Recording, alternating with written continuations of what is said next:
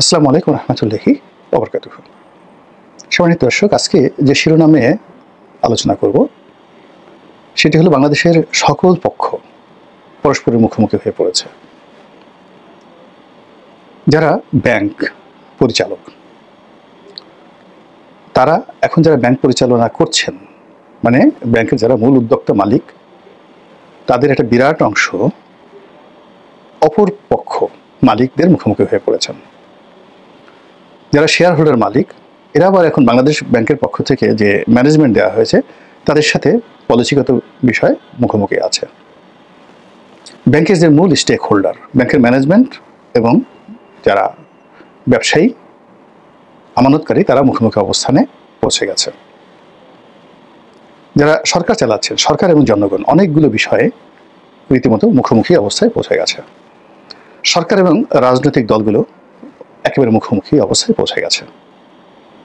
সরকারের কতগুলো বিভাগ, বিশেষ করে উপদেষ্টা মণ্ডলী, তারা এবং তাদের যারা সহযোগী, তাদের সঙ্গে রাষ্ট্রের কতগুলো প্রতিষ্ঠান, যেমন সেনাবাহিনী, পুলিশ বাহিনী, রীতিমতো মুখোমুখি অবস্থানে সচিবালয় সহ পৌঁছে গিয়েছে, কোনো সন্দেহ নেই। এর বাইরে রাষ্ট্রীয় প্রতিষ্ঠানগুলোর মধ্যে বিভিন্ন পক্ষ, যেমন দুর্নীতি দমন কমিশন, সচিবালয়, জুডিশিয়ারি, মিলিটারি, পুলিশ, বিজিবি, এখানে বিভিন্ন মতাদর্শ, দল, আদর্শ এবং যারা সুবিধাভোগী, তাদের মধ্যে বেশ কয়েকটি গ্রুপ মুখোমুখি দাঁড়িয়ে গেছে, কোনো সন্দেহ নেই। তো এরকম মুখোমুখি অবস্থার পাশাপাশি পুরো রাজনীতির অঙ্গনে সব রাজনৈতিক দলগুলো বন্ধুহীন হয়ে পড়েছে। বাংলাদেশে এখন জাতীয় পার্টির কোনো বন্ধু নেই, বিএনপির কোনো বন্ধু নেই, জামাতের কোনো বন্ধু নেই, হেফাজতের কোনো বন্ধু নেই, আর চরমোনার কোনো বন্ধু নেই। এগুলো তো মূল দল। এর বাইরে তো কমিউনিস্ট পার্টি যারা আছেন, বামধারা রাজনীতি করেন, তারা তো আসলে ক্ষমতায় যাওয়া বা এগুলো নিয়ে কখনো মাথা ব্যথা তাদের নেই। তারা তাদের মতো করে একটা আদর্শিক রাজনীতি তারা করে যাচ্ছেন, ওটা একটা ভিন্ন প্রসঙ্গ। এরপর আপনি আসেন পেশাজীবী সংগঠনগুলো। সেই পেশাজীবী সংগঠনের মধ্যে নানা রকম দ্বন্দ্ব, সংঘাত, দখল বাজি থেকে শুরু করে অসন্তোষ চরমে। এরপর চাঁদাবাজদের দুটো গ্রুপ, একটা হলো প্রকাশ্য চাঁদাবাজ আর একটা হলো আন্ডারওয়ার্ল্ডের চাঁদাবাজ। এই আন্ডারওয়ার্ল্ড এবং পেশাদার চাঁদাবাজ, এই দুই গ্রুপের মধ্যে দ্বন্দ্ব এবং সংঘাত একেবারে মুখোমুখি অবস্থায় অনিবার্য হয়ে পড়েছে। তো এই সকল দ্বন্দ্ব এবং এই সংঘাত মে মাসের এই 20 তারিখে বসে আমি যখন এই ভিডিওটি করছি, এটি এমন একটা ক্রান্তিকালে, একটা যাকে বলা হয় পয়েন্ট অফ নো রিটার্নে এসে গেছে। আজকের দিনে, মঙ্গলবার দিন দুপুর 2টোর সময় আপনি যদি এই ঢাকা শহরের বাসিন্দা হন, তাহলে আপনি এমন কিছু শুনছেন এবং এমন কিছু আশঙ্কা করছেন যেটি আপনি কখনো ইতিপূর্বে শুনেননি। এবং একটা জিনিস আছে, কিছু না কিছু বটে, কিছু না কিছু রটে। দ্বিতীয়ত হলো যে এই পৃথিবীতে যা কিছু ঘটে তার আগাম কিছু পূর্বাভাস এই পৃথিবীতে চলে আসে। আপনি ধরুন কোনো নবী আসবেন, রাসূল আসবেন, তার আগাম বার্তা চলে আসে যে হি ইজ কামিং। আমরা এখন যেমন বলছি ইমাম মাহদী আসবেন, হযরত ঈসা আলাইহিস সালাম আসবেন, এরকম আমরা বলছি। ইয়াজুজ আসবে, মাজুজ আসবে, তারপরে দাজ্জাল আসবে। আমরা এই শত শত হাজার হাজার বছর ধরে সেই আল্লাহ রাসূলের জামানার পর থেকে কথাগুলো বলছি। আবার হযরত ঈসা আলাইহিস সালামের জামানা থেকেই বলা হচ্ছিল যে একজন রাসূল আসবেন, কোথায় আসবেন, কোন বংশে আসবেন এবং তার নাম কি হবে, এই কথাগুলো পর্যন্ত সেই যদি ধরুন 570 খ্রিস্টাব্দে, তাহলে 500 বছর ধরে এটি প্রচার হয়ে আসছে। আবার হযরত ঈসা আলাইহিস সালাম আসবেন, মুহাম্মদ রাসূলুল্লাহ সাল্লাল্লাহু আলাইহি ওয়াসাল্লাম আসবেন। তার আগে যারা উল্লেখযোগ্য নবী ছিলেন বনী ইসরাইলের মধ্যে, হযরত মূসা আলাইহিস সালাম, হযরত দাউদ আলাইহিস সালাম, হযরত ইউসুফ আলাইহিস সালাম, তারপর হযরত ইউসুফ আলাইহিস সালাম, হযরত ইব্রাহিম আলাইহিস সালাম। এখন হযরত ইব্রাহিম আলাইহিস সালামকে যদি বলা হয় যে তিনি আসলে সকল, মানে যেটা প্যান আরব জাতিগোষ্ঠীর ফাদার, তো তিনি বলে গেছেন যে তার বংশে, এই ইসমাইলের বংশে শেষ নবী আসবেন। তো এইভাবে যেভাবে বলে গেছে, একইভাবে পৃথিবীতে কখন সুনামি হবে, কখন দুর্ঘটনা ঘটবে, কখন যুদ্ধ হবে ইত্যাদি সব কিছু আগে বলা হয়েছে। 2025 সনে ভারত এবং পাকিস্তান যে যুদ্ধ হবে, এটা আজকে 10 বছর আগে প্রেডিক্ট করে বিবিসি বলে দিয়েছে, এবং ঠিক সেই সময়টাতে যুদ্ধ হয়েছে। তো সেই দিক থেকে এই আজকের এই দিনটিতে আপনি যা কিছু দেখছেন, যা কিছু শুনছেন, এই জিনিসগুলো আগামী দিনে যা কিছু ঘটবে তার একটা পূর্বাভাস। যেভাবে আমরা অতীতে শেখ হাসিনার পতনের পূর্বে অনেক পূর্বাভাস আমরা পেয়েছিলাম, সেটা 2014 থেকেই আমাদের 10 বছর অপেক্ষা করতে হয়েছে, কিন্তু যারা আমরা বিশ্বাস করেছি যে শেখ হাসিনার পতনটা অনিবার্য, তারা কিন্তু বিচ্যুত হয়নি। আর যারা এটা ভুলে গিয়েছিলেন যে প্রকৃতির একটা প্রতিশোধ আছে, প্রতিটি কর্মের একটা প্রতিক্রিয়া আছে, প্রতিটি কর্মের একটা ফল আছে,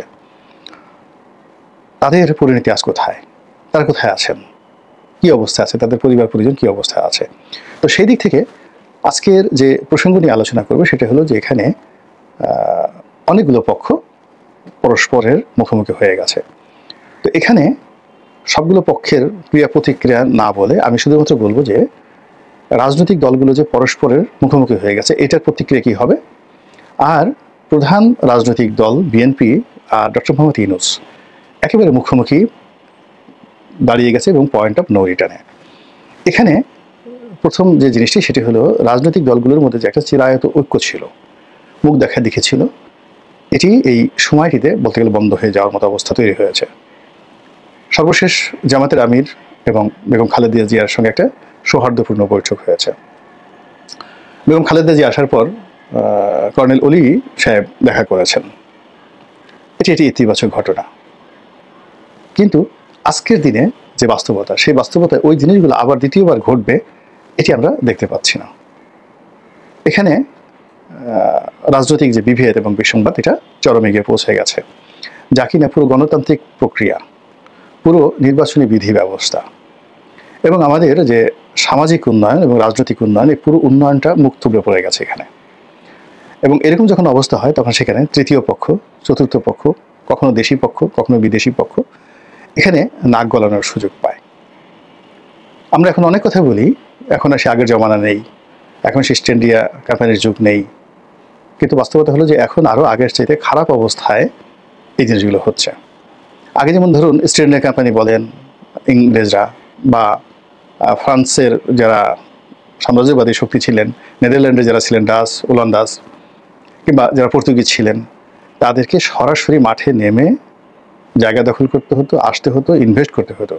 কিন্তু এখন পুরো সিস্টেমটা এমন অবস্থা হয়ে গেছে যে বিশ্বব্যাংক থেকে একটু কলকাঠি নেড়ে দিলে, সিআই অফিস থেকে একটা কলকাঠি নেড়ে দিলে, অজিত দুহাল যদি একটু কলকাঠি নেড়ে দেন, পাকিস্তানের আইএসআই যদি একটা কলকাঠি নেড়ে দেন, ঢাকা শহর তছনছ হয়ে যায়, যেটি আজকে 200 বছর আগে, 100 বছর আগে কল্পনা করা যেত না। তো এইভাবে বিভিন্ন পক্ষ মুখোমুখি হয়ে গেছে। আইএসআই বাংলাদেশের বিষয়ে, চীন ভারত বাংলাদেশের বিষয়ে, আমেরিকা রাশিয়া বাংলাদেশের বিষয়ে, সব পক্ষ কিন্তু মুখোমুখি হয়ে গেছে। তো সেই মুখোমুখি অবস্থানের মধ্যে রাজনৈতিক দলগুলোর মধ্যে যে সম্পর্কের অবনতি, সেই অবনতিটি অচিরেই সংঘাত হিসাবে দেখা দেবে। এবং ইতিমধ্যে আপনারা দেখেছেন যে চাঁপাইনবাবগঞ্জ, পাবনা, রাজশাহী, তারপরে শেষে আরও বেশ কয়েকটি এলাকাতে বিএনপির সঙ্গে জামাতের রীতিমতো রক্তক্ষয়ী সংঘর্ষ হয়ে গেছে এবং এটি বাড়তে থাকবে। এবং জামাত ঢাকা শহরের বেশ কয়েকটি প্রতিষ্ঠানে এতটা শক্তিশালী, বিশ্বাস করেন যে এখানে সংখ্যাধিক্য দিয়ে, ছাত্রদলের অনেক সংখ্যাধিক্য রয়েছে, কিন্তু যদি ক্যাডার ভিত্তিক মারামারি হয়, তাহলে অনেক শিক্ষা প্রতিষ্ঠান, আমি নাম বললাম না, সেখানে আসলে শিবিরই টিকে থাকবে। তাদের হাতে সেই শক্তি তারা অর্জন করেছে এবং সেই লজিস্টিক সাপোর্ট তাদের রয়েছে। তো এরকম একটা অবস্থা তৈরি হচ্ছে রাজনৈতিক দলগুলোর মধ্যে।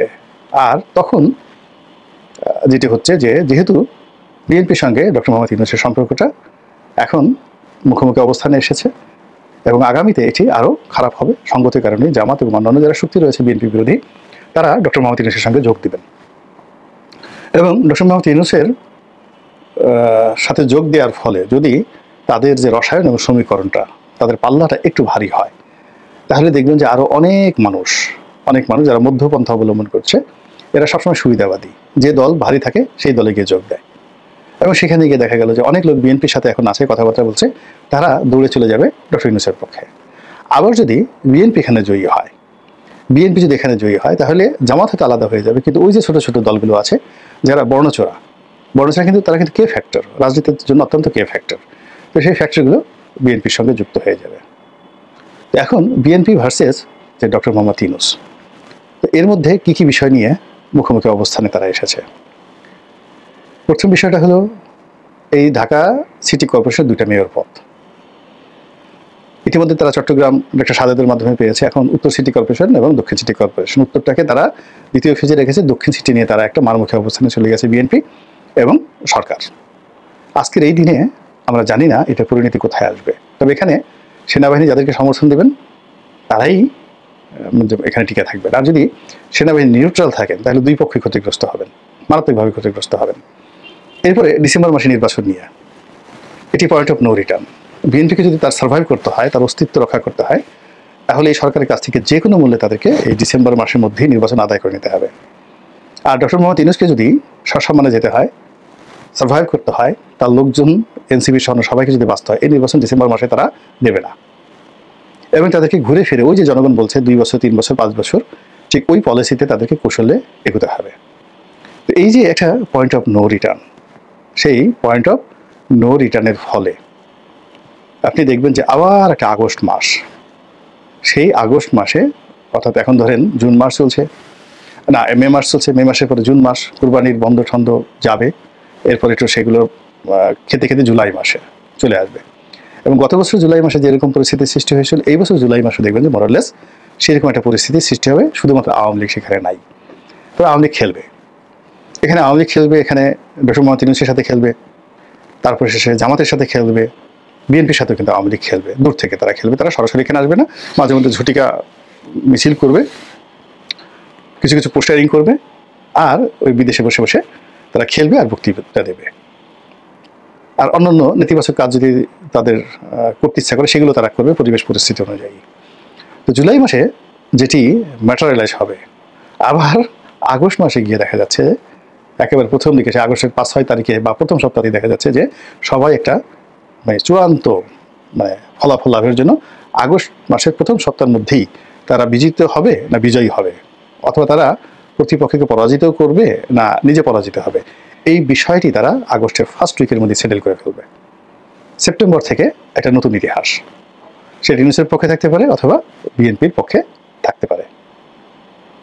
সময় আসলে দেখা যাবে, আল্লাহ ভালো জানেন। অবস্থার দৃষ্টি আমার মতো ক্ষুদ্র বুদ্ধির মানুষ যতটুকু বুঝতে পারলাম বা বুঝতে পেরেছি, এটার একটা ব্যাখ্যা আপনাদের সামনে পেশ করলাম। আল্লাহ আমাদের সবাইকে হেদায়েত দান করুন এবং হেফাজত করুন। আসসালামু আলাইকুম ওয়া রাহমাতুল্লাহি ওয়া বারাকাতুহু।